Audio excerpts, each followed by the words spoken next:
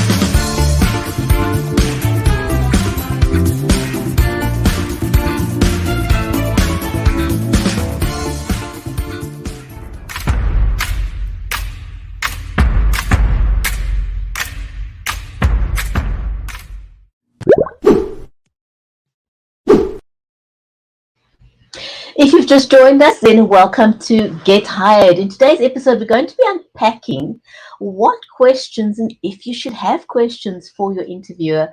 As prepared as you may think you are, should you be asking your interviewer any questions at the end of your interviewer? I'm your host, Bridgetti Lim Banda from Cape Town in South Africa, and the stream is brought to you by StreamYard, the Interview Survival Guide, and Be Live Media. So a special warm welcome, whether you're watching us over on Amazon Live, on YouTube, on LinkedIn, on Facebook, on Twitter, on Twitch, whatever your platform of choice is, a hearty, warm welcome to you. We were just talking backstage before the show started about all the habits we may have developed during COVID while everything was online, and we were doing just about all our interviews on Zoom. And while some of our interviews have shifted to in-person, one of the opportunities that the pandemic has opened up to all of us is that we can work globally. You can literally work wherever the internet is available. So some of the tips we shared in the very, very first episode of Get Hired still applies and will apply moving forward. There's some simple things that you can do to help you ace your interview. And one of those things are, it's a simple thing, but because I live with chronic pain, I always tell people your chair is important. So sit comfortably. If you're not sitting comfortably, you're sitting on a really bad chair when you're doing your online interview, you are not going to do as well as you can. You want to make sure that you can be heard. So make sure that you have a good microphone. I use a really, really big microphone. You don't necessarily need to use something as big as this, but you want to make sure that you use something that sounds clear. And, my recommendation is something like the Rode lavalier microphone, which will make you sound amazing. There are different kinds of lavaliers, but it'll make a huge difference. But if all else fails, use your earphones, because something that can impede your communication online is sound feedback if you don't know how to tweak things exactly. So, any kind of earphones, but use earphones. It will be a lifesaver. I promise you. Just invest in some earphones. They're pretty inexpensive, and they're a dime a dozen. And some of the guys, especially if you're gamers, you are bound to have a headset, so feel free to use that. Anything that'll make sure that you have great sound during your interview will help you. And a simple little thing, if you're using your phone, or if you're using your webcam, make sure the lens is clean. I use the Logitech Brio. I love the Logitech range of cameras, but every now and then I just dust the lens with a clean cloth. Simple little things will make a huge difference. If you are using your phone for your interview, you want to make sure that you use your phone in landscape mode, which is that. If you are using your phone in portrait mode, it means you'll have those black lines and you won't look great on camera. So turn your phone into landscape mode. It's simple things like that. And then don't try and hold, if you are doing your interview on the phone, don't try and hold your phone in your hand, because it's not possible. You cannot talk comfortably. It's going to shake. It's going to be a really bad experience. So, whether you literally, there are just so many different kinds of tripods available. Take your pick, but use a tripod so that you can stabilize your cameras when you are talking on your interview. So today we're talking about something really interesting. We've covered a whole host of questions that your interviewer can possibly ask you. We're flipping it around a bit today. Should you be asking your interviewer any questions? And what are the kind of questions? Are they safe questions? Are they wrong questions? And we're going to dive into that with our experts today. So my amazing co-hosts is Aletta Rochat and Teresa Dukes. Aletta is a certified world-class speaking coach. She's an interview coach, a distinguished Toastmaster. She's an author, the founder of Voicing Your Potential, co-founder of the Interview Survival Guide, and she has trained and spoken in over 22 countries, and she's got a proven system to help you succeed and get the job that you desire. She's also got a book called Speak, Connect, Succeed. And the tagline is build your reputation as you speak. So go and check out that book from Aletta. And then my other co-host is Teresa Dukes. Teresa is a certified world-class speaking coach. She's a best-selling author and the co-founder of Interview Survival Guide. She's also trained well over 30,000 people from around the world in effective communication skills so that you can be heard, understood, and remembered. And so with that, let me invite my amazing co-hosts to join me. Aletta and Teresa, welcome. How are you today? Good. So good to be here, Bridgetti. Thank you. An absolute pleasure. Today, when you sent me today's topic, I thought that's an unusual thing and something people may not have thought about. Because we usually on the show talk about possible interview questions that your interviewer is going to ask you and how you answer them. And so when you sent me this topic, I thought, wow, that's quite interesting. Something people may have overlooked, So what are the I'm going to start off by asking you, is it necessary? Should you have questions for your interviewer at the end of the interview? Is it inappropriate, or why is it appropriate, or why should you do it? You absolutely should do it, because what it means when you have taken the time to research the company, to look at the job role that you're going for, and then to actually come up with some concrete answers or questions, that you want answered about that role before you say yes or no to it, that's really powerful. And what we notice from employers or the hiring manager is that if you are asking a pertinent question and not just a throwaway question, it means that you are probably going to make a better employee. You'll probably stick around a little bit longer. You'll be more productive. You'll be more engaged because you're willing to do that work for the interview. So imagine what you will do when you actually land the job. So, the hiring managers absolutely want you to ask questions at the end. So you're saying they actually expect you to ask them a question or two? Yes, they do. Because if you don't, then they think, do you really want this job? It also gives you a chance to build a little bit of rapport with them, and it helps you figure out, hey, am I a good fit for this company? So if you go in and you just ask, generic questions, and Aletta and I get all kinds of generic questions like, when do I get to take my first holiday? When is our first bank holiday, coming up? Or where's the food? How much is the food subsidized in the canteen or whatever? Those are not pertinent questions. They're not strategic questions. And that's what we want people to think about. What do they really need to ask that hasn't already been covered in the interview, and will actually give you some information for you to be able to make a decision about that role? Aletta, what's your take on that? I had a very real experience about this when I was quite young. I was at school and I was interviewing to be a Rotary Exchange student. And there was a panel of people who interviewed those of us who wanted to apply. And right at the end, they said to me, would you like to ask us any questions? And of course, I wasn't prepared for that. I hadn't had the training, but I said, yes, I would. And I started asking each one of them, why are you a Rotarian? What drew you to Rotary? And I got feedback later that I was the only candidate who did that. Everybody else said nope. And of course, you do that because you are so anxious and you're so relieved the interview's over, you just want to get out the door. But I learned at a very young age that just being conversational, just having something to say, and in the work environment, one of the questions you could consider asking was, what do you like about working for this company? It helps you gauge where they are at. There are better questions to ask, but that one is one that you can ask, and it helps to just get that rapport going, as Teresa was saying, and it helps you come across as someone who can have a conversation off the cuff rather than someone who is too shy to actually even engage.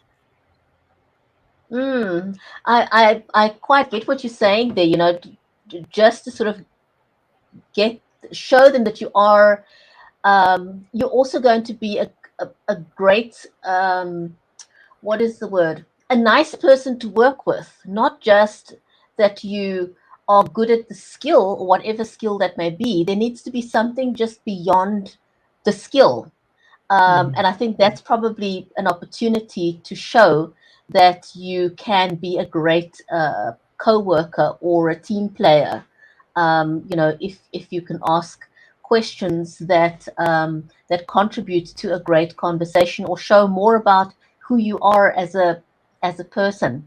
So what are the kind of questions that you can ask? Like, are there questions that are off the table? Should you pre-plan these questions? Should you think through the questions, or just kind of come up with them on the spot?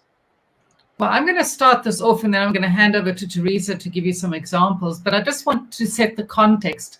This is the only time in the interview where you get to drive the questions, where you get to set the agenda. Up till now, you've been answering questions that they have posed to you. So just look at this, have you got any questions for us, as a tremendous opportunity for you to take control of a conversation and not direct it in a way that you think will add value to you. So Teresa, I know you've got some great examples. I do. I was actually working with an individual this week, and she was going for a job at a really technical organization, and we were working through her progress, and she actually said, I've got a few questions I want to ask at the end. And I said, well, tell me what they were. And a couple of them were very generic. They were, well, who am I going to work to? Who's going to be my boss? And who do I actually get a chance to work with in a team members? And those are very generic and very specific to the role that you don't really need to know until you get into it. But what we did focus on, one of her really good examples was one of the essential skills was she needed to be able to collaborate effectively with multiple groups of people. So her question was going to be, how do I collaborate better? And I looked at her and I said, well, that's a good start, but we're gonna mix this up, and we're gonna give you a better way to ask that question so that you are also having a conversation. And I'll go through that in a minute. The second one that she wanted to ask was, some companies use a particular type of marketing software, and she wanted to know specifically what was that software. And these are the type of questions that we're looking for. We want to make sure that it has something to do with the job that you're going for, or maybe it has something to do with the company that you're working for. And if you are lucky, and my client is going to be very lucky, she's going to actually be able to talk to the one of the people she will be working to. So if that is the case, this gives you a great chance to do exactly what Aletta said, and ask, hey, what makes you happy working here? Or what is the culture like for you in this company? And that helps you as an individual glean from that interviewer what it really feels like to be a part of the family. And that in itself is a great starting point.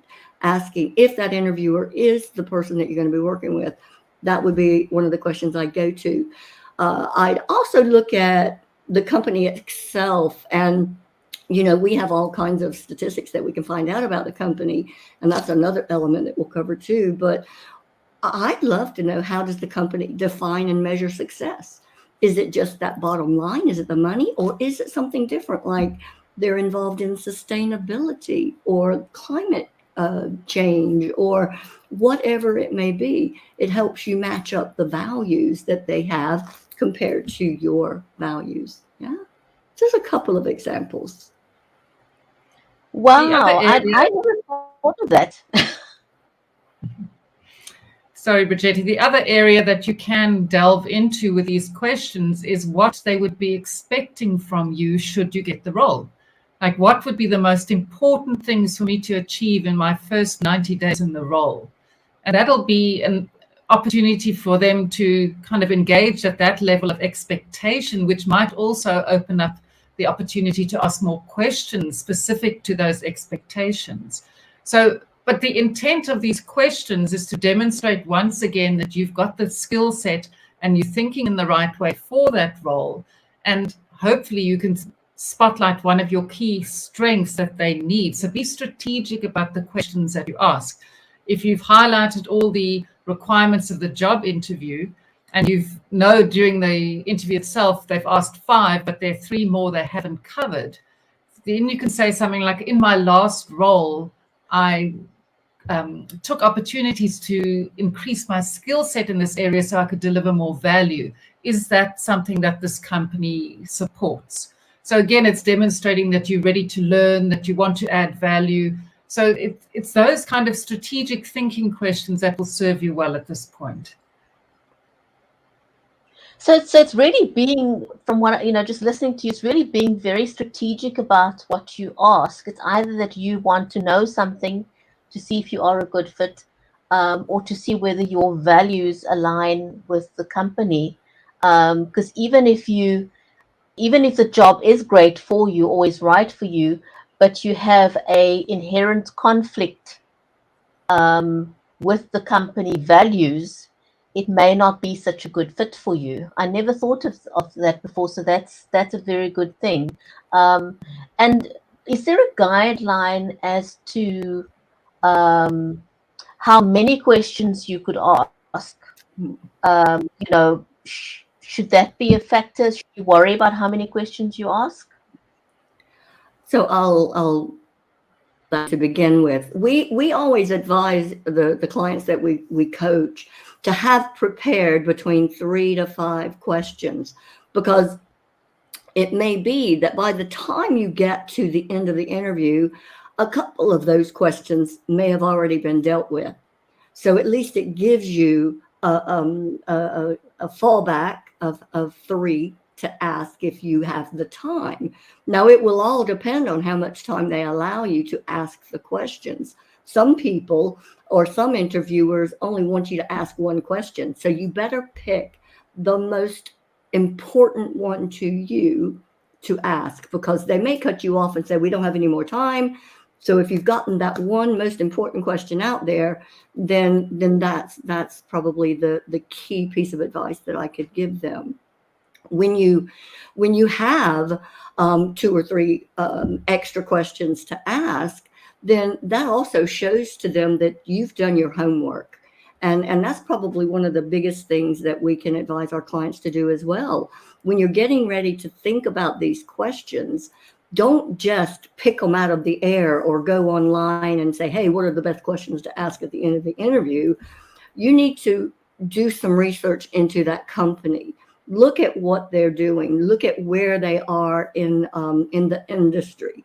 See if there's anything in the news that may be of interest to you. Because I can tell you right now, if you have a company that says, hey, we're shutting down all of our South African manufacturing plants and we're moving them somewhere else, and that's where you're interviewing to go and work, then that would be a big question I might ask. Is it true you're shutting down all your factories here in this area? Because whatever is in the media is fair game for you to ask questions about. Sometimes we get fake news. Sometimes we get, really clear media press releases from the company. So it would benefit everybody to research that company, look at who the CEO is, look at the values that they hold, look at the industry that they fall in, and hey, what are they doing and what is being reported in the news? Then it gives you some talking points to draw on. Teresa, I was just remembering a situation a couple of years ago. My husband was meeting with a company, and that morning, and he didn't see the news, but it was breaking news that particular morning that company was involved in embezzling funds from medical aid schemes. So it's a tough one. Like, what do? You're sitting there in the job interview and somebody sends you a message to say, hey, did you see the news? Blah, blah, blah, about the company you're at right now. Well, so hopefully they will have a planned response to that, because if it was breaking news, I imagine the CEO's office will have put out a broadcast to say, don't say anything, or here's what you can say. But yeah, the news is a go-to place, and it's free game to ask those questions. I mean, that came out of nowhere. So it just shows you the importance of, scan the news, the main news, before you go for your interview. You never know. Yeah. These things happen at a drop of a hat. But also, Bridgetti, say something. Yeah, there's an opportunity for you to demonstrate that you've done your research. So I always encourage clients to research the industry, not just the company. Have some idea. Is it very price competitive? Is it values driven? Is it innovation driven? And look at as you say, what's on the news, but also imagine what it's like to come up against a competitor. What's the value add of this company? And you can ask a question about, gosh, this is a really price sensitive market. How do you demonstrate value to your consumer? And ask questions that demonstrate that you have done more than just look at the role and arrive for the interview. You've thought about not only the company, but how the company operates within that industry.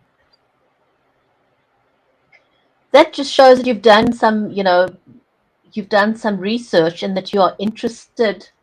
You genuinely are interested in the job, because you wouldn't go that extra mile unless you. And I suppose it can also count in your favor, in that the company will see that you stay up to date with whatever is interesting in the industry, and so you could help them stay ahead of the curve because you're always doing your research, that you enjoy doing that sort of thing. So there's a lot, I suppose they can learn a lot from you by the questions that you ask. Is there a template for, where people can find these kind of questions? Well, of course, we have one. Oh, no, we absolutely love, Bridgetti, you know us.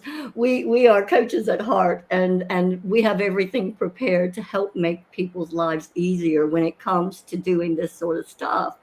And this particular element of our interview mastery on demand is one of the most powerful sections in the course, and it walks you through exactly what you need to do. And one of the biggest things, we've been saying it all the way through, research is where everything starts.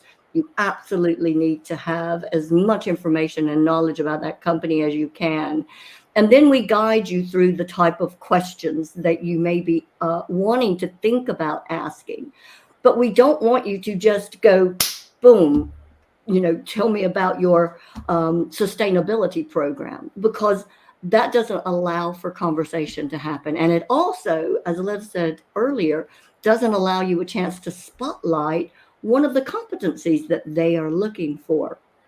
And so what we want people to do is to think about the different competencies that are in the job description, think about what you have accomplished and how they match, and then evaluate the strength of the question, the strategic level of that question before you actually ask it. And what we try and get you to do is to think about a time when you were involved in whatever competency is involved with. So let's say leadership, and when you use an example, you start the question with, I was involved, like Aletta did earlier, I was involved in a leadership program where I was directing and guiding future upstart leaders, the talents, the rising stars. And it was my job to ensure that we picked the right people to land into our executive positions. Now, I understand that you have a similar program within your company, but I'd like to understand a little bit more. How does that work, and would I be allowed to be a part of it? Yeah. So then it gives the context. Hey, I've done something in this area. This is what I'm really good at, but I want to understand a little bit more about what your company does and how that will impact my role. Can you tell me a little bit more about it? And when you have structured your question that way, it gives that interviewer a chance to actually answer you in a conversational manner, because they're starting to listen. They're listening out. Recruiters and interviewers are listening for key phrases that are coming from you. They want to know what type of skills you already have. They want to know that you aren't just asking a stock question you found off the internet. They will understand that you've done some homework here. You're bringing a skill set to the table for them to think about. And hey, they want to know, that individual wants to know more. So this technique and template that we teach within our course absolutely makes the biggest difference and helps that candidate stand out at the end of the interview. So yes. Something I was thinking of as I'm listening to you, Teresa, is the importance of a good listening skill. Because if you're not listening to your interviewer, you may end up asking a question that's irrelevant or too sensitive, maybe. If you're not listening well, is it possible that you can actually irritate your interviewer by asking a question if he's already mentioned things before, and now you're asking the question, you may think, well, hang on a second, didn't we already cover that? And in online interviews in particular, it's very easy to have a piece of paper and a pen and to make a note of the keywords as they ask you questions. So if you lose track of which questions have been asked, you can quickly glance down and see what they are. there's nothing wrong with doing that, because you're so wrapped up in, oh, am I saying the right thing and am I answering correctly? So it could be that you're not paying 100% attention. So set it up for success and help yourself keep track of it. But as Teresa said earlier on, one of your goals during the interview is to build rapport with the people interviewing you. And you do that by being fully present, by being conversational, by paying attention to what they say. Don't sort of listen to the voice in your head and, plan your next whatever you want to say. Try and be fully present. And hopefully you'll get it right. You don't have to be perfect, but you have to be someone they can relate to and someone that they can see as part of their team, because you've already got the skill set, or else you wouldn't have had the interview in the first place. So it's communicating that you're a good fit during the interview. That makes sense, yeah. Now, is there anything wrong in, I'm going for the interview, and so I've got a set of questions that I want to ask. Is there anything wrong in me writing down the questions and even saying to the interviewer, hey, I've got some questions for you that I've written down? Or do you recommend that people commit those questions to memory? I think you could do it either way. You're allowed to bring notes into an interview. And it's like Aletta just said, you're allowed to have paper over here to the side. And if you want to make sure that those questions haven't already been asked, then absolutely, it's a really good idea to have them written down. Nothing wrong with that at all. The one thing that we want to really emphasize here, though, is that for every question that you want to ask, you need to have an example of a skill that you want to spotlight. So this is part of the internalization. When you have an example that you want to bring to the table, this is something that you have done, you have been involved with, that you have years of experience doing. So it should be embedded in your heart, so that when you're asking your question, you can write really quickly, paraphrase what it was that you were involved with, and then ask the relevant question. So nothing wrong at all with having it written down, because then you can tick it off if they've already asked that question, so you won't ask it again at the end. Yeah, so something that comes through very strongly for me is, is preparation.